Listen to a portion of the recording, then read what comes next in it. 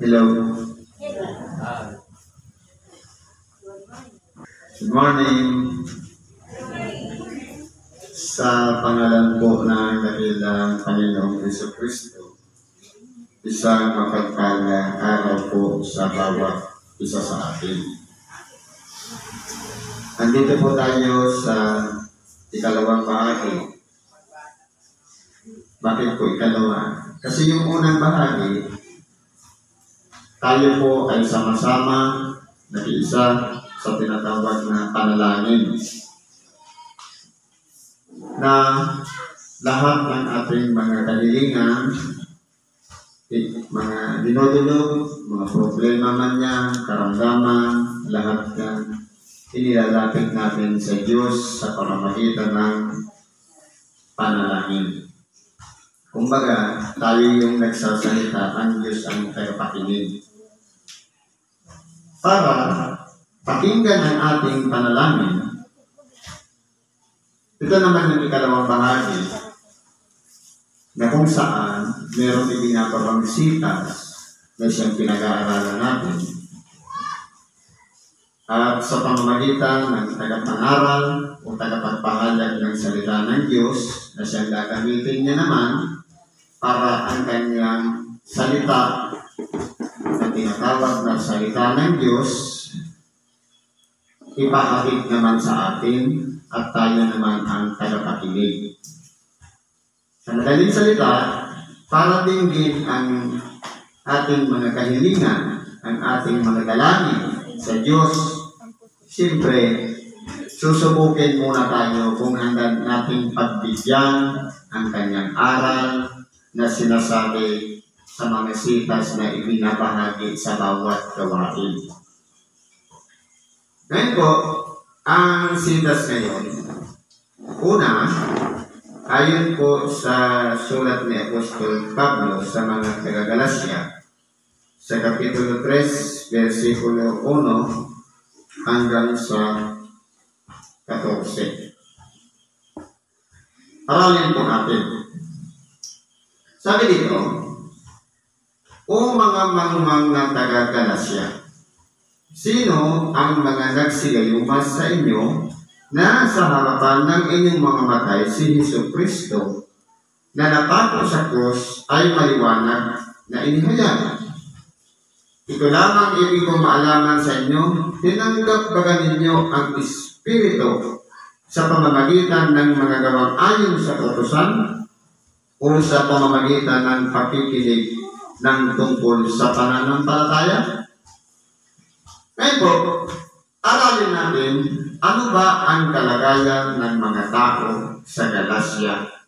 Bakit ganito ang sinasabi ng ating dakilang o ng Apostol Pablo sa pamamagitan ng bibig niya, idinadaan niya sa sulat para ipahatid sa mga taga-Galacia.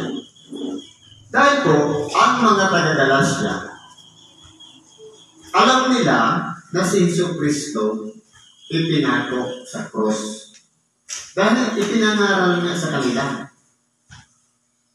Kumbaga, dinalaw na muna ni Apostol Pablo yung mga nasa paligid ng Asya. Kaya meron siyang routine kung saan-saan siya nakarating. Pero nang binilanggo na siya, nagpadala na siya ng mga sulat. Meron siyang kalingin na taga-sulat. Kung ano yung sinasabi niya, ipinapadala niya sa mga bayan. Kasama na dito yung mga taga-Galacia. Bakit sinasabi ni Apostol Pablo na naging mangmang ang mga taga-Galacia? Dahil sa kabila ng pangaral niya tungkol sa pagpapakilala niya sa ating dakilang Panginoon na ipinako sa cross, na dapat sana ang nagahari sa kanila yung kalooban ng Espiritu. Pero ang nangyari po,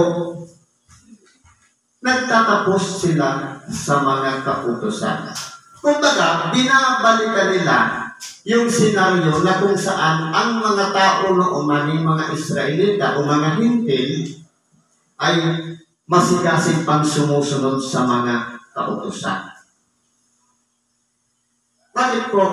Kasi meron pa na panahon ng pagsunod sa kautusan sa pamamagitan ng mga kautusan na ipinagkaloob kay Moises, at meron ding panahon, yun namang kautusan ni Kristo sa pamamagitan ng pananampalataya. Kaya hindi po siya pwedeng i-mix. Kaya kung panahon ng kautusan, halimbawa, merong mga laws o batas na pinapasunod, kapag yun ang mahigpit at pinaiiral, ang mangyayari po yan, nasa ilalim tayo ng kautusan. Pero ngayon, ang nangyari sa mga taga-Galasya, sa halip sana na nag-improve na sila, dahil tinanggap na nila si Kristo sa pamamagitan ng pananampalataya, bagamat hindi nila nakita na siya'y nagpapako sa krus, pero dahil lamang sa panangaral ni Apostol Pablo, nagsisampalataya sila sa ginawa ng ating dakilang Panginoong Hesus Kristo. Kumbaga, ikinabil na nila na bagamat hindi sila mga Israelita o tinatawag na mga Hintil, kasama na sila doon sa tumanggap ng pagpapala ng Diyos sa pamamagitan ng pananampalataya. Pero ang nangyari, binalikan nila yung mga kautusan. Kaya tinawag ni Apostol Pablo na mga mangmang. Ano ibig sabihin ng mangmang? Walang alam. Ibig sabihin, yung natutunan na dapat sana nagbumula sa kapangyarihan ng Espiritu na siyang nananahan sa bawat isa sa atin, ang nangyari po, ibinabalik yung dating kautusan. Sa loob ng Iglesia nangyayari po yun. Bakit po? Halimbawa, sa kautusan na lang ng pagbibigay ng ikapo. Sa pagbibigay ng ikapo, yun po ay ipinapatupad sa panahon na kung saan ang ating dakilang Panginoon hindi pa bumababa dito sa ibabaw ng lupa. Sa pagkatuwid, ang pagbigay ng ikapo sa mga Israelita ay isang batas. Bakit? Dahil sa 12 anak ni Jacob, magmula kay Ruben hanggang kay Benjamin, ang mga Levita ay walang mana doon sa lupain ng Israel. Kaya ang tungkulin lang ng mga Levita, walang iba, maglingkod sa templo. Pero pinapahintulot sa kanila ang mag-asawa o magkapamilya. Kaya nangyari, yung lupain na bahagi sa 11, at yung 11 iyon, magbibigay ng ikapo para sa ikabubuhay ng mga Levita. Kaya, may tungkulin sila ng pagsunod sa kautusan na magbigay ng ikapo para yung mga Levita magkaroon naman ng ikabubuhay. Yun po yung ibinibigay nila. Kaya hindi ibig sabihin, kapag nagbigay ng ikapo, yung 11 magkakapatid, sa Diyos na lahat yun. Hindi po. Tatanggapin niya ng mga Levita, halimbawa, yung 11, 10%, magiging 110%. Ang gagawin doon ng mga Levita, magbabahagi sila ng halos 3 o 4. Magbabahagi sila sa pagpapakain sa mga kapuspalan. Ika-10 bahagi ang atang na susunugin. Pero dahil kasi noon, hindi pa salapi ang iniaalay noon, kundi in kind. Kung anong madala mo, halimbawa hayo, halimbawa pagkain, ang mahalaga doon, matustusan yung pamumuhay ng mga Levita. Yun yung kautusan. Pero sa panahon ngayon, ang nangyari po, sa panahon na ni Kristo, ang kautusan, magbigay ang bawat isa ayon sa ipinasya ng kanyang puso, huwag mabigat sa loob o dahil sa kailangan. Ibig sabihin, pusang loob. Kung ipapatupad yan sa isang iglesia, napipilitin mo ang member magbigay ng ikapo, ibig sabihin, bumabalik ka sa kautusan. Ini-ignore mo yung kautusan ni Kristo. Ang mangyayari naman, magiging katulad ng mga taga-Galasya na mangmang. Bakit hindi nila nauunawaan na ang bawat ibinabahagi o mga pangyayari dito sa ibabaw ng sanglibutan, may kanya-kanyang time o panahon. Kung panahon ng kautusan ni Moises at iba naman sa panahon ng kautusan ni Kristo. Kaya nangyari po dito, Sinita ni Apostol Pablo yung mga taga-Galasya. Dahil sa halip sana na yung Espiritu na nanahan sa kanila, yun na yung nag-ahari, ang nangyayari po yan, nawawala yung presensya ng Espiritu Santo. Dahil nandun yung inggitan, yung galit, yung puot, yung sama ng loob. Dapat po hindi na yan nananahan sa buhay natin. Dahil tayo po ay templo ng Diyos sa buhay. Itong katawan natin. Sabi niya, huwag ninyong bighatiin ang Espiritu Santo na dyan kayo'y tinatagal. Sa makatuwid, ang nagahari dapat sa atin pag-ibig, yung pure na dapat hindi na tayo kumikiling na binabalikan. Ganito yung sinasabi. Ganito yung otos. Hindi ko panahon na ngayon ng Espiritu Santo. Na kung saan nagahari na dapat yung pananampalataya. Sa totoo lang po lahat naman tayo matatawag na hindi. Dahil wala tayo sa loob ng Israel. Pero ang importante po doon, ano yung tuntunin na ating ginagawa sa ngayon? Panahon pa ba ng kautusan? Na kapag sinabing ganito, wag kung gagawin, tapos naglabag ka, kasalanan? O panahon ngayon ng Espiritu Santo na sinasabi, walang matuwid, wala kahit isa sa makatuwid. Araw-araw, minuminuto, oras-oras, pinakailangan natin humingi ng tawad dahil pwede tayong magkasala nang hindi natin nalalaman. Anong sabi? Ang nagsasabi sa hinganga na wala siyang kasalanan ay isang sinungaling sa makatuwid. Tama ang nakasulat sa banal na kasulatan, walang matuwid, wala kahit isa. Kaya tinakailangan natin isuko ang ating mga sarili, magpakumbaba, sapagkat yun lang naman ang susi ng pagtatagumpay. Bakit si Jesucristo nagtagumpay? Dahil lang po sa pagsuko, dahil lang po sa pagpapakumbaba, na hindi niya ipinipilit ang kanyang sariling karunungan, kundi umiiwas siya. Sapagkat alam niya na may tamang panahon ang kamatayan niya.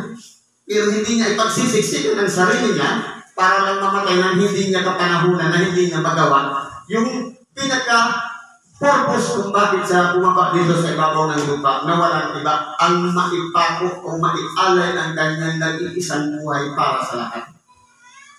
Kaya yan po ang pakaisipin natin. Panahon ng kautusan at panahon ni Kristo. At ngayon, panahon naman ng Espiritu na sa pamamagitan ng pananampalataya na bagamat hindi natin nakita si Kristo. Ninaaninag man kung ano ang kanyang hitsura. Pero sa pamamagitan ng pananampalataya na naghahari sa atin, pinag-iisa po tayo, maging mga Israelita o mga hindi, dahil sa tinatawag na pananampalataya. Ano po ba yung pananampalataya para maunawaan natin? Ang pananampalataya ay paniniwala at pagtitiwala sa mga bagay na hindi nakikita. Sampol, pamantayan ng tao. Kapag may pruweba at may katibayan, sasampalataya ako. Halimbawa, may pumunta dito, nagpatulong, gumaling.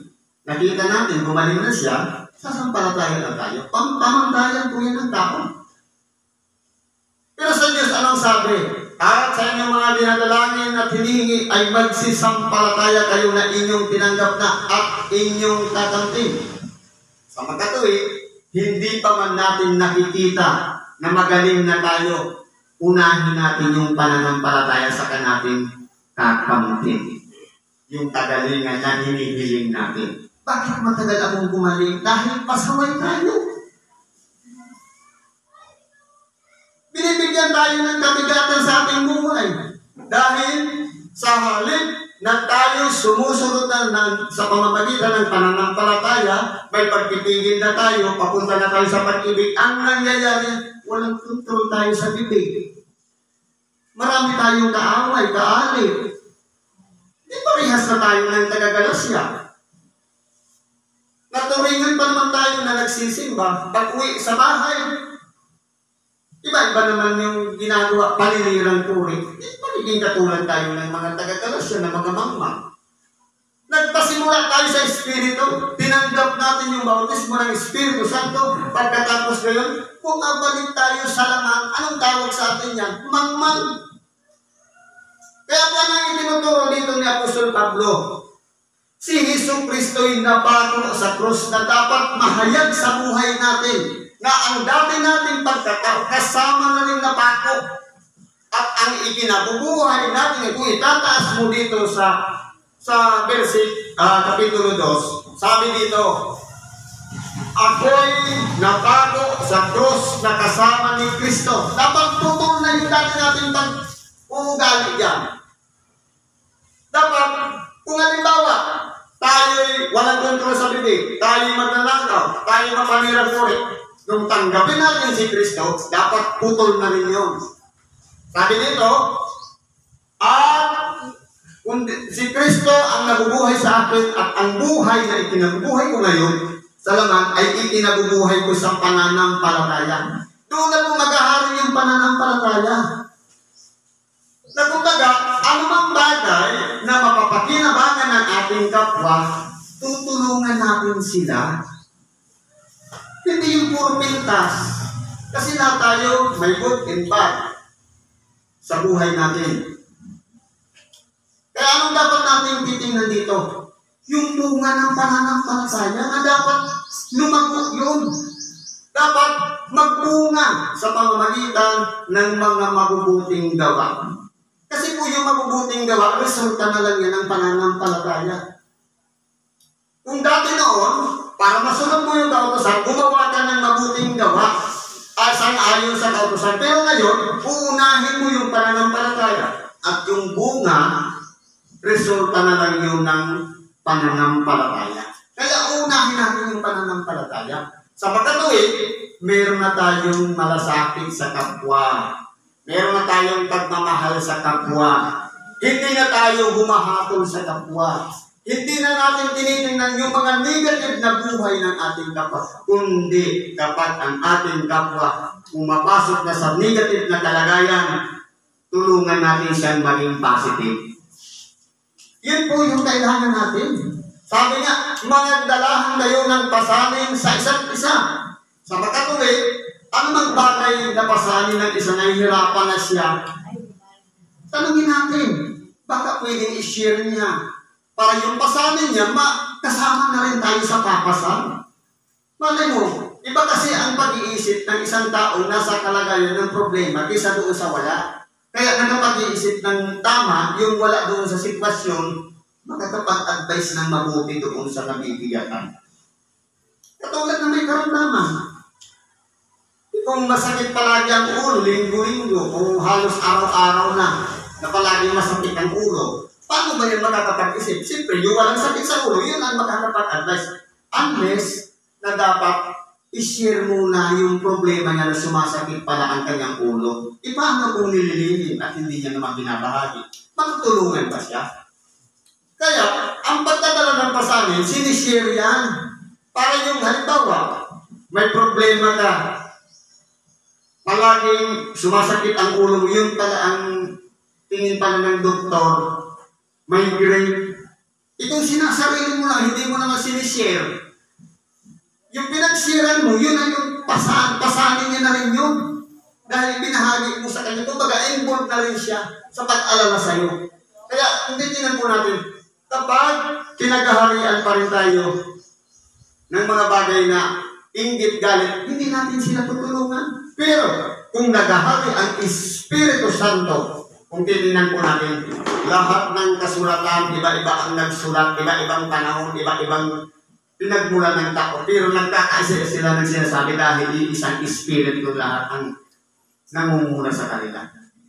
Sa makatuwid, bagamat tayo hiwa-hiwalay, pero kapag isang Espiritu ang tumigil sa atin, maghahari ang pag-ibig. Sapagkat tayong lahat ay kinakailangan sumunod kung ano ang kalooban ng Espiritu. Kung nagpapabalik na naman tayo sa mga kautosan, kapag sinabing bawal-bawal, kapag sinabing ganito, yun lang, kung lang tayo mahigpit, pero yung pag-ibig hindi na umiiral, bumabalik tayo sa pagiging makalaman. Yun na yung tinatawag na mga mangmang na kadadalasya.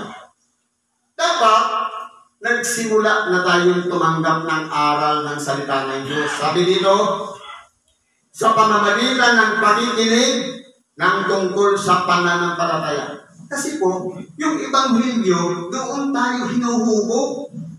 Dapat, yun na yung pinaghuhugutan natin, hindi na yung mga kautosan. Kaya nga, hindi na natin binabasa yung lumang tipan dahil puro yun sa kautosan. Ang binabasa na lang natin, bagong tipan, panahon ni Kristo, hanggang sa Apokalipsis. Yan na dapat ang binabasa natin. Sabi nito, tiniis ba na ninyong walang kabulang ng lubhang maraming mga bagay? Kung tunay na walang kabuluhan, siya na nagbigay nga sa inyo ng Espiritu na gumagawa ng mga himala sa gitna ninyo, ginagawa baga sa pamamagitan ng magagawang ayon sa kautusan o sa pakikinig ng tungkol sa pananampalataya? Tanungin po natin ang ating mga sarili. Yun bang Espiritu na kumikilos sa bawat isa sa atin? Na pinaghuhugutan natin kung bakit tayo tumutulong sa may mga karamdaman, bakit tayo namamahagi ng tinatawag ng pangangaral ng salita ng Diyos, bakit tayo nagsasakripisyo sa pananalangin. Lahat na yun dahil sa Espiritu. Dahil kung wala yung Espiritu Santo, hindi natin kayang gawin ang manalangin. Sa makatuwid, inuudyukan tayo ng Espiritu para gawin yung mga bagay na galing sa Espiritu. Kaya ano mo nangyayari? Dapat naghahari yung pananampalataya. Naghahari yung pagtuturingan magkakapatid. Sabi nga, si Kristo ang ulo, tayo yung katawan. Dapat sakit ng galintingan, sakit ng buong katawan. Kaya dinaramdam yan ng buong iglesia.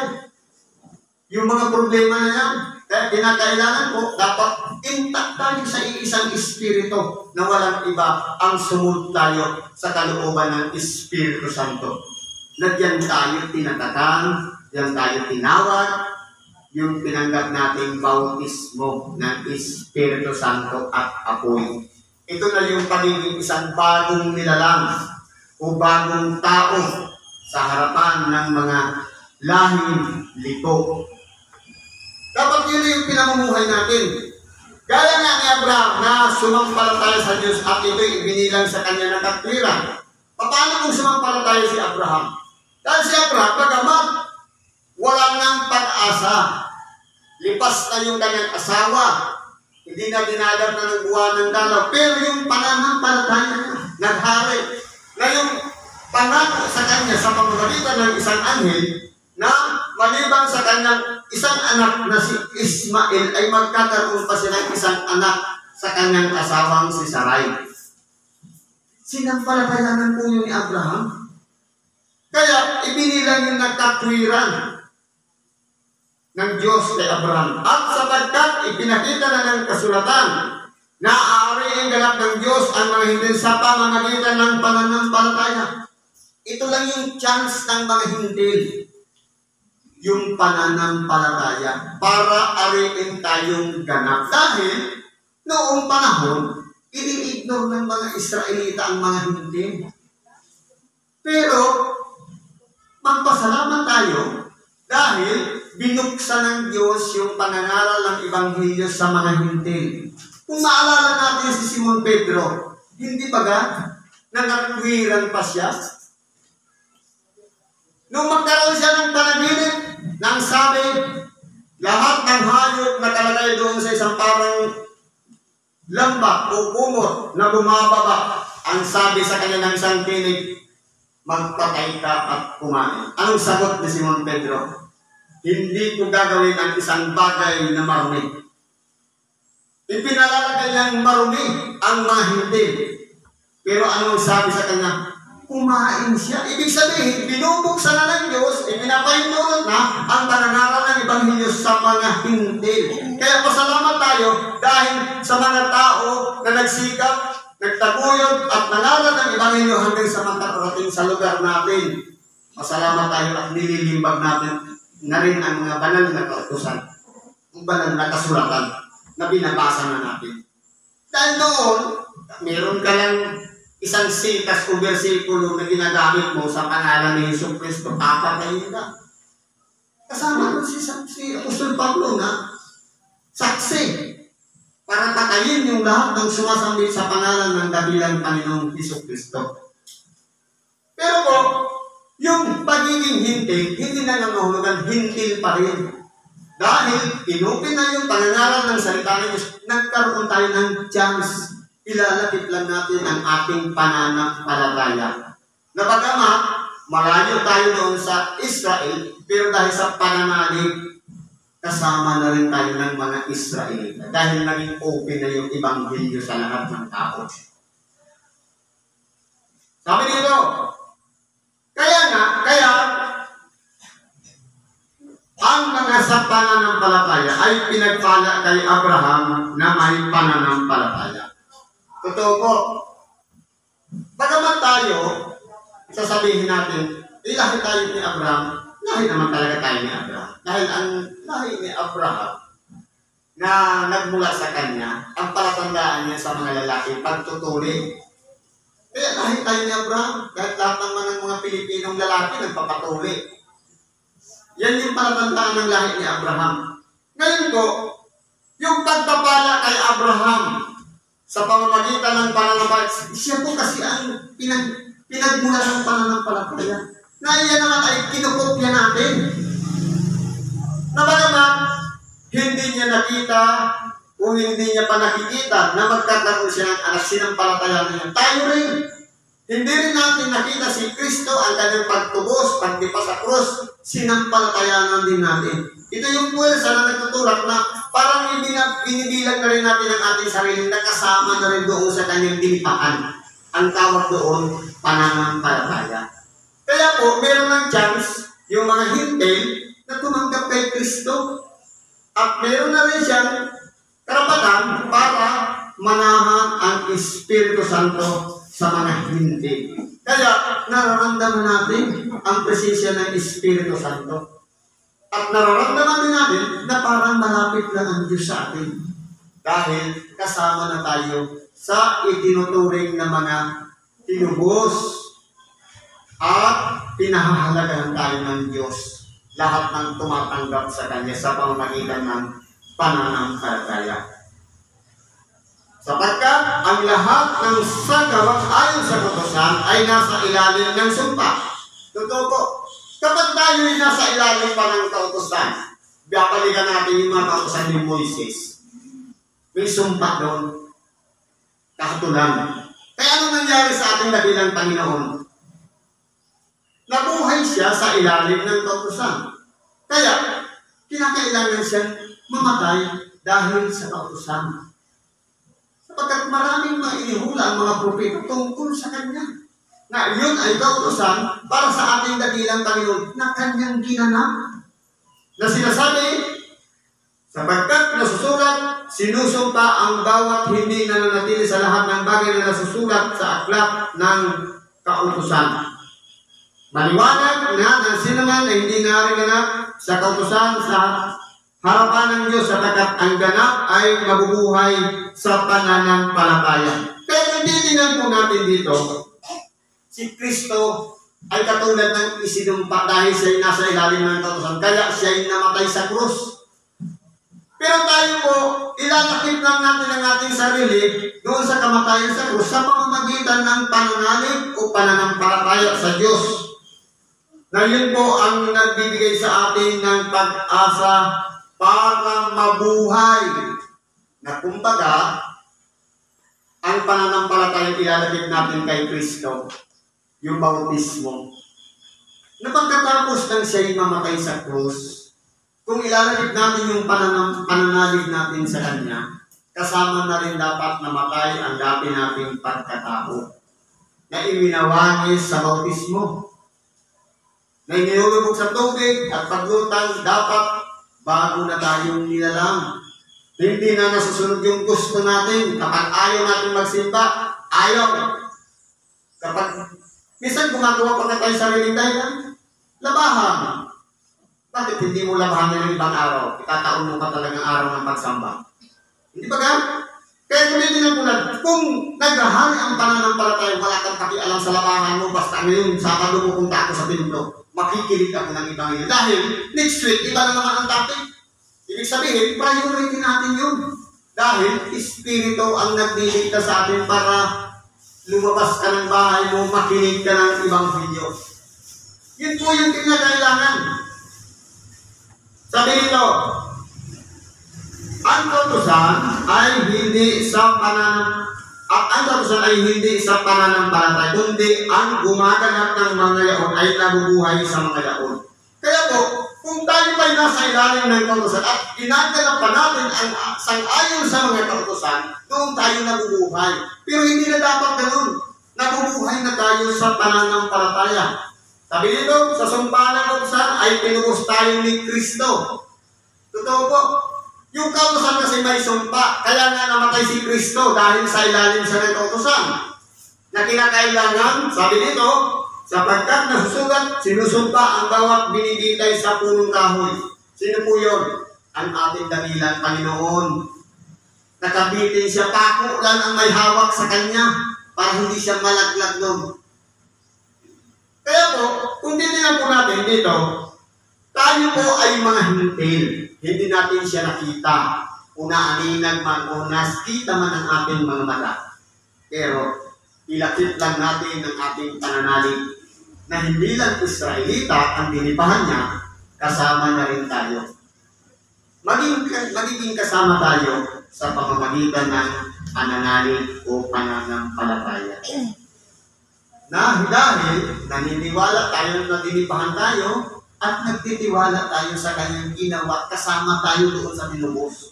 Yun po yung pananampalataya. Na dapat yun na yung ikinabubuhay na natin. Na bago na tayong nilalang. Hindi na dapat tayo nabubuhay sa dati nating pag-uugali. Upang sa mga Hintil ay dumating ang pagpapala ni Abraham na kay Kristo. Upang sa pamamagitan ng pananampalataya ay tanggapin natin ang pangako ng Espiritu. Kaya, ang Espiritu po nagahari, una muna yung pananampalataya. Kumbaga, ang Espiritu, tanda na lang yan ng isang mananampalataya. Kaloob ng Diyos na siya'y napasakop na kay Kristo, bagamat siya'y hindi kasama sa Israelita, kung tinatawag na Israelita, tayo'y mga Hintil. Ilakit natin yung pananampalataya at mayroong pangako ang Diyos, Espiritu na mananahan sa buhay natin. Na kung dati, mahirap natin baguhin ang ating sarili, pero dahil sa Espiritu, yun po yung nagtutulak sa atin. Upang gawin natin, nagpapalakas siya sa atin para masunod natin ang kalooban ng Diyos. At yan po ang nagiging gabay natin sa araw-araw, ang Espiritu Santo. Siguro po, hanggang dito na lang pakikibahagi natin sa oras na ito. Salamat po sa Diyos, at ano man ang ating mga kaibigan, karaingan, problema man yan, karamdaman man, kung patighatian, ilapit natin yan sa Diyos, at nakahanda siya, tulungan tayo sa lahat ng ating mga pananalig. Salamat sa Diyos, at magandang umaga sa bawat isa.